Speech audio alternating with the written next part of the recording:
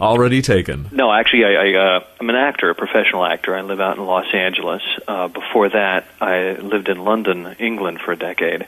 I went to drama school over there, a conservatory, for 3 years, and then wound up staying and working there for that decade before coming back to the States.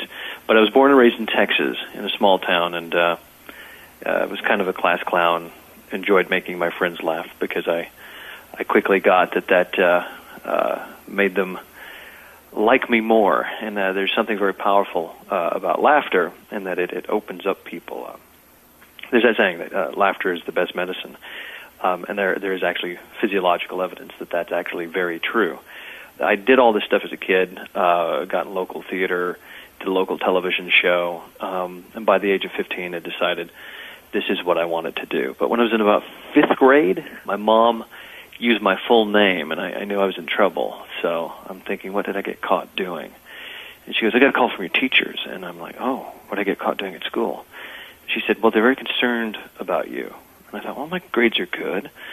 And she said, they think something might be wrong with your brain. And I was like, what?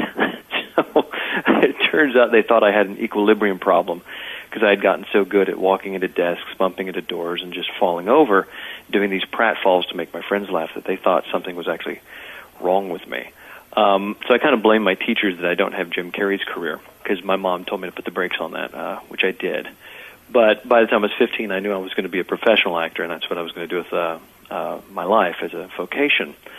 So spent a couple of years at UT Austin in Texas on a scholarship, and then applied for this school in England and got accepted, which was a real coup, and I didn't realize at the time it was kind of as big a deal for me as it was going to be. And then I was paying for school, so I had to pay for a lot more of school by going to this conservatory in England, which was the Central School of Speech and Drama. And so I wrote and produced plays in Texas to pay for my training in England. And that actually worked. So it was ironic that I paid for school by doing what I was going to school to learn to do. Well, how cool is that? I'm sure this has helped throughout your career so far. It was pretty cool. It was a big learning experience to get to school for me as it was being at school.